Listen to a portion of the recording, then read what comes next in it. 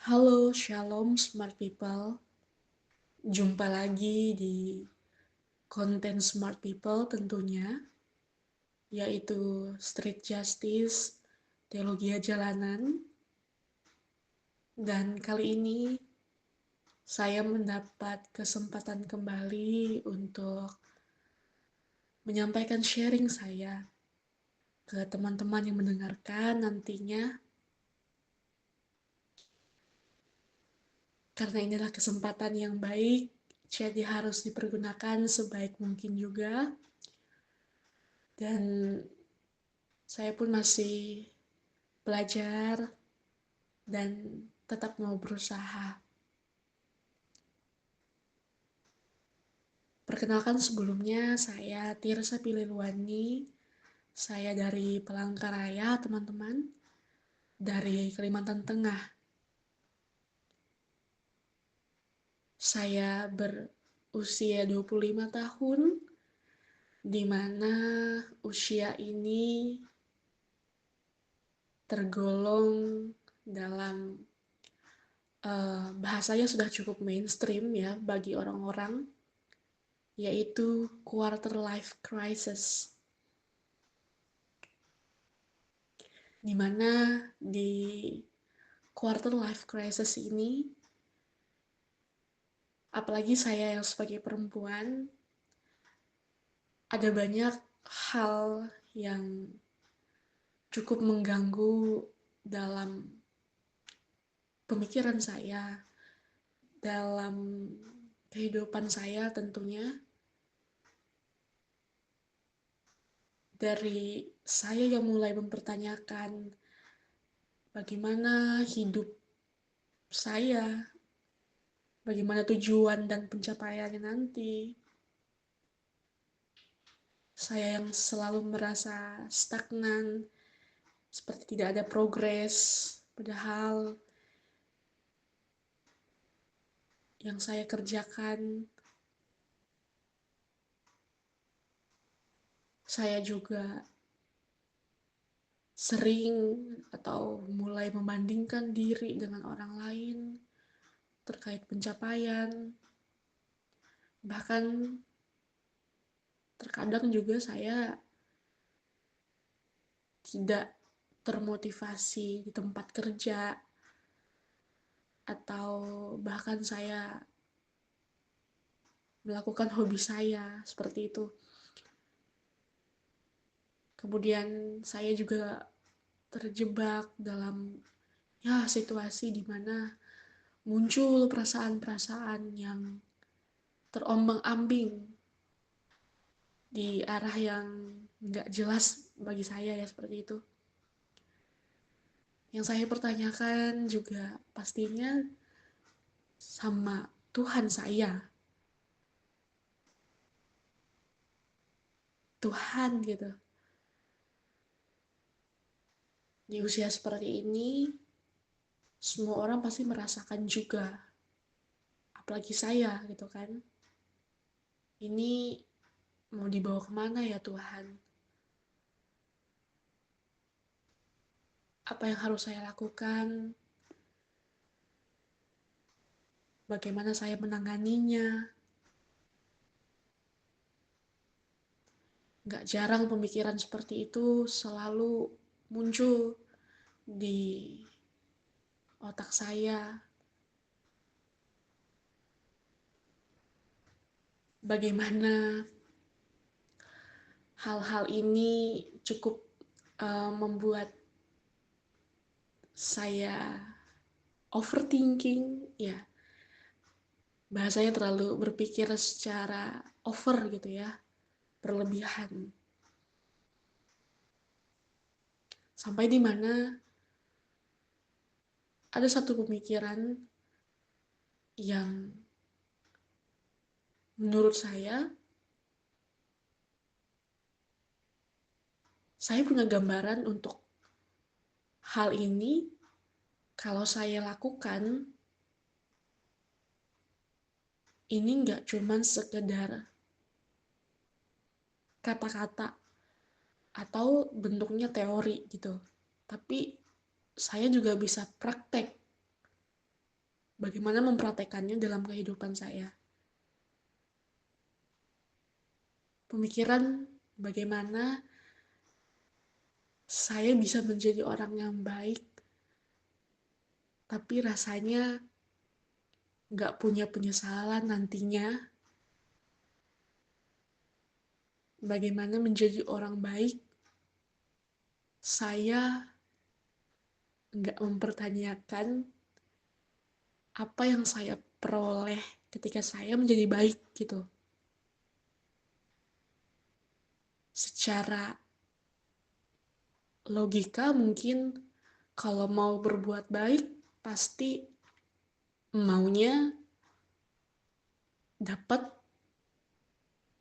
timbal balik seperti itu yang baik juga gitu kan. Saya mau berbagi kesaksian saya sedikit yang saya rasa orang-orang udah lebih dulu pasti pernah mengalami ini juga. Tapi bagi saya ini termasuk apa ya bahasanya itu, bukan pertama kali juga, tapi saya merasa bahwa ketika saya melakukan hal baik ini ada perasaan tersentuh yang nggak bisa diungkapkan secara kata-kata, tapi rasanya seperti, oh, lega, oh, nyaman ya, seperti itu. Jadi kesaksian saya ada di mana ketika pulang ibadah saat itu, saya menggunakan kendaraan motor. Jadi sebelum, kalau tidak salah itu, karena saya juga seorang guru les, jadi seingat saya setelah ibadah nanti ada jadwal untuk les ke rumah murid, seperti itu. Jadi sebelum saya berangkat, saya punya waktu lebih gitu ya. Jadi sekitar lebihan waktunya itu saya menggunakan untuk mencari makan saat itu.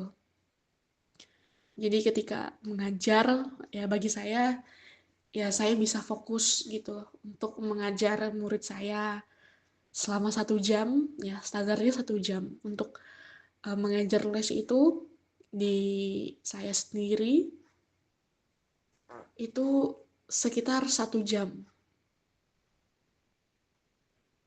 Nah, jadi uh, ketika saya mencari makan,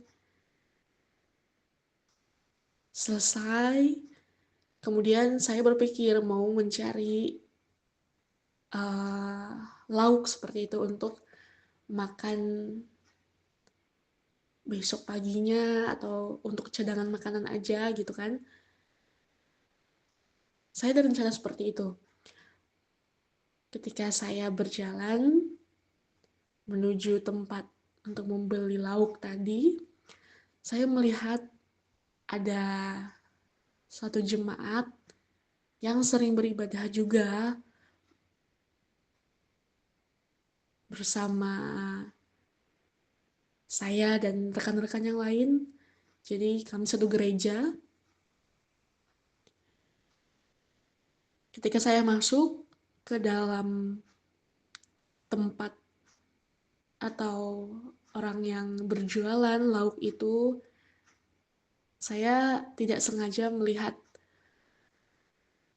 ibu ini duduk di toko sembako sambil menunggu dijemput sama temannya. Sama temannya atau kalau tidak salah sama uh, anaknya seperti itu.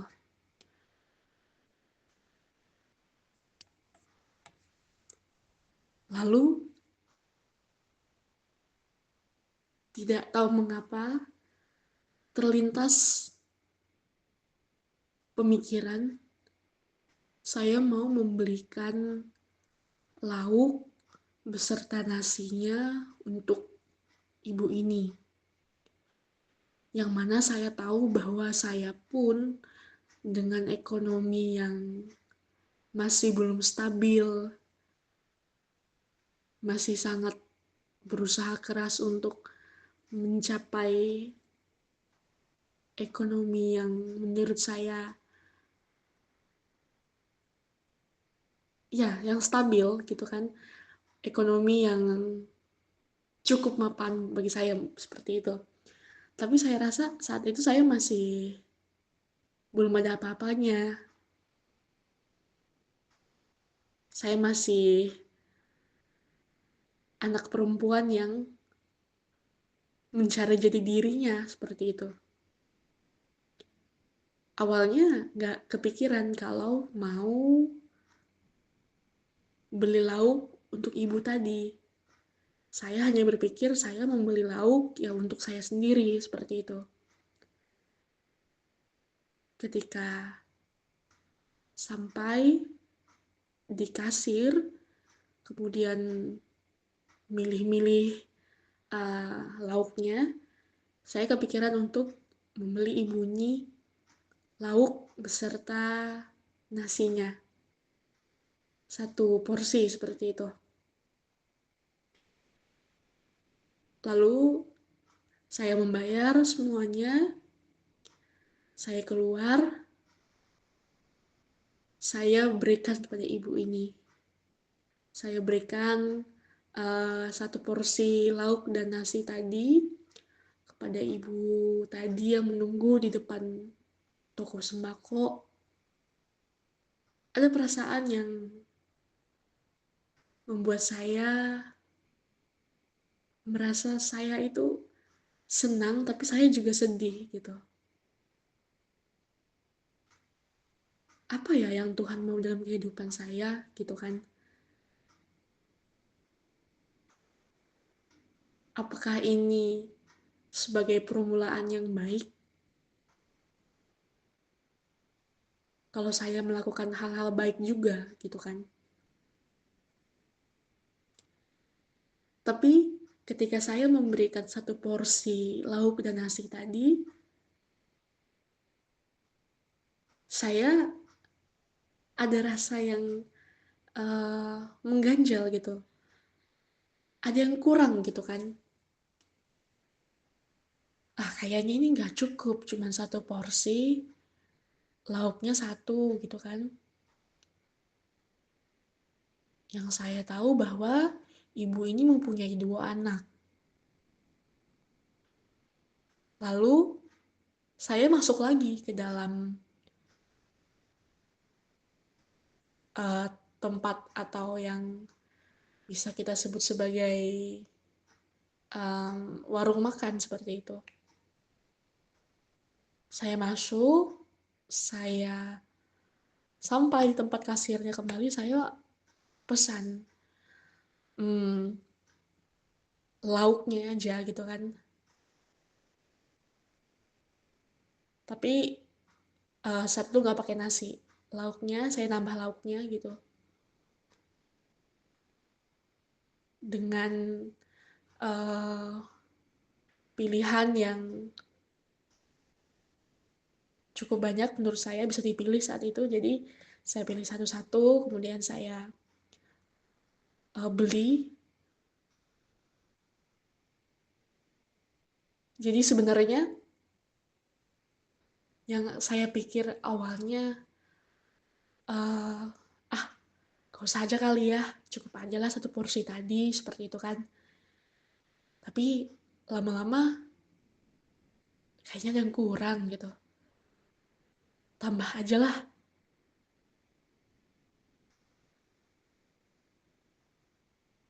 Saya keluar dari tempat yang menjual lauk tadi, saya kembali untuk samperin ibunya. Saya kasih, ini saya tambah, Bu, gitu. lauknya untuk makan di rumah. Yang saya dengar bahwa ucapan terima kasih yang mungkin saya juga pasti sudah sering mendengar terima kasih dari orang-orang. Tapi kali ini terima kasih yang saya rasa cukup membuat saya terenyuh dan hal yang saya perbuat tadi tuh mutar di otak saya, mutar di kepala saya.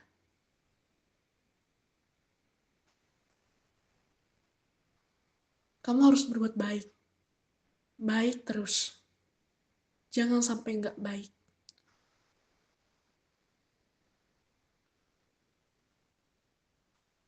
Lalu saya pulang, seperti biasa,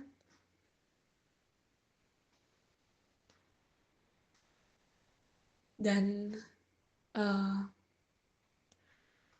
hal tadi membuat saya akhirnya lega kalau yang saya bagikan ini bisa memberkati orang gitu.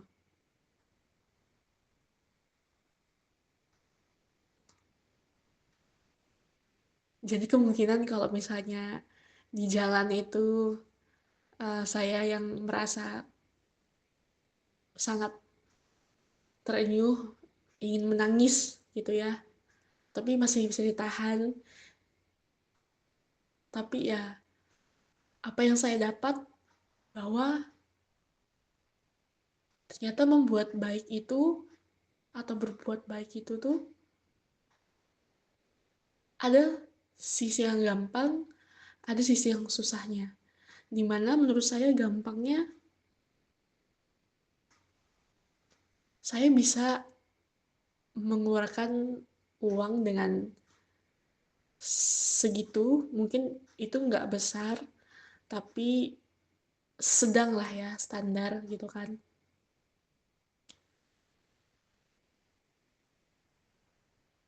Yang nggak gampangnya adalah kalau saya menepis pemikiran saya ini, ya udahlah, nggak usah terlalu berbuat baik sama orang. Emangnya orang itu udah baik sama kamu? Emangnya orang itu udah kasih apa ke kamu? Seperti itu. Cuman dari hal ini, di mana saya juga adalah, maaf, adalah seorang Kristen, yang dimana diajarkan Tuhan Yesus bahwa saling membantu, saling menolong,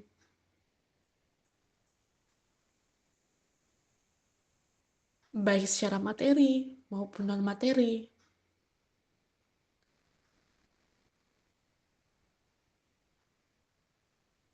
maupun uh, bahasanya mau kecil mau besar, tapi apapun itu bantuannya seenggaknya memberikan dampak yang besar bagi orang tersebut.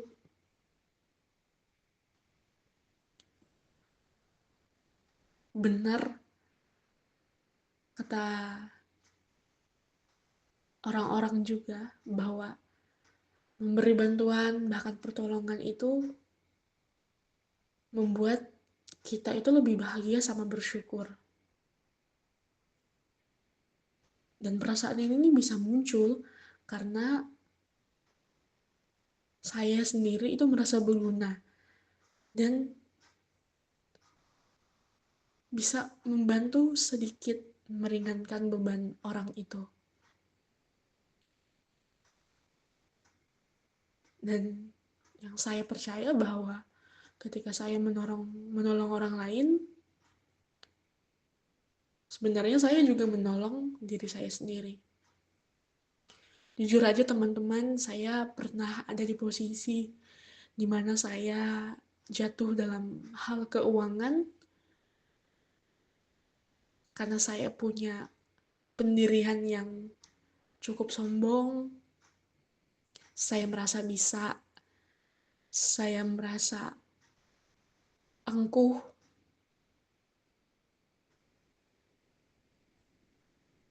saya merasa bahwa saya bisa mencapai itu semua dengan diri saya sendiri.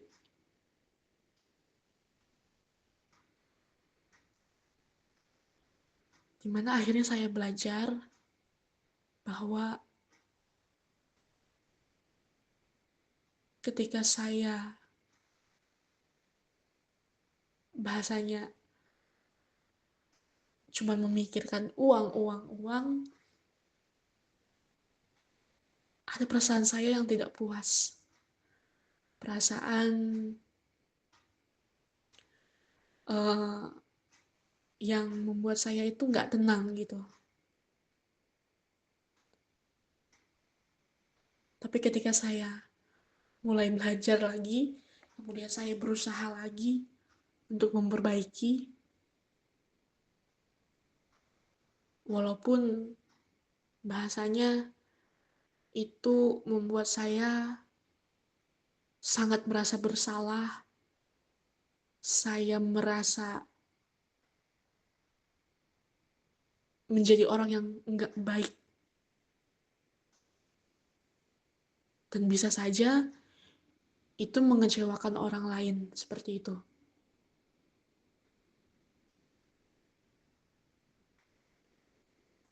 Tapi di sini yang mau saya bagikan juga kepada teman-teman semua yang mungkin situasinya sama dalam hidupnya,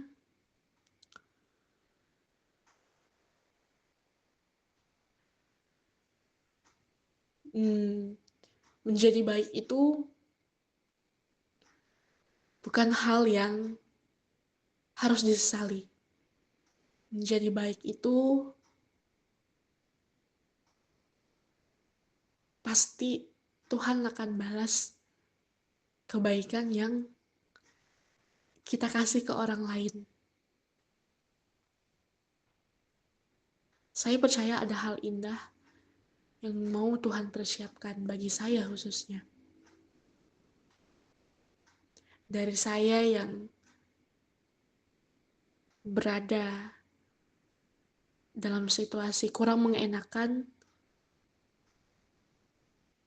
kemudian step demi step saya perbaiki, saya mau melangkah lagi, saya mau belajar untuk hidup benar meskipun masih banyak kesalahan yang saya buat.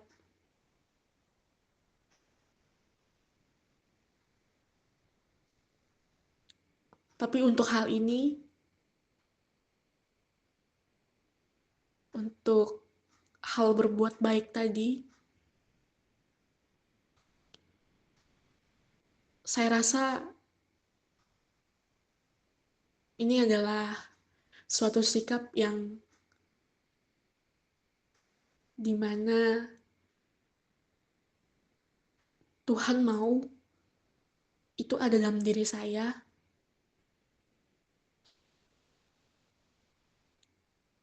Tuhan mau bahwa saya nggak berhenti atau stuck di situ-situ aja.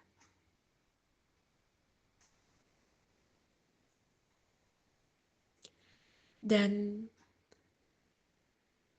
mari teman-teman semuanya, saya tidak menasihati, saya juga tidak menegur, karena saya pun juga masih dinasihati, saya juga masih ditegur. Tapi seenggaknya apa yang saya mau sampaikan bahwa ayo kita berbuat baik dengan tulus, dengan murni dan gak egois, karena saling membantu itu adalah hal yang penting banget, khususnya buat diri saya sendiri ya. Apalagi hidup baik itu adalah hidup yang uh, dipermuliakan oleh Tuhan kita. Mari kita saling membantu, saling mengingatkan, juga saling menguatkan dalam hal berbuat baik tadi. Dan uh, jangan stop sampai di situ aja, tapi terus sampai nanti Tuhan kasih yang terbaik buat kita juga. Itu saja yang mau saya sampaikan. Kurang dan lebihnya saya minta maaf. Tuhan Yesus memberkati kita semua.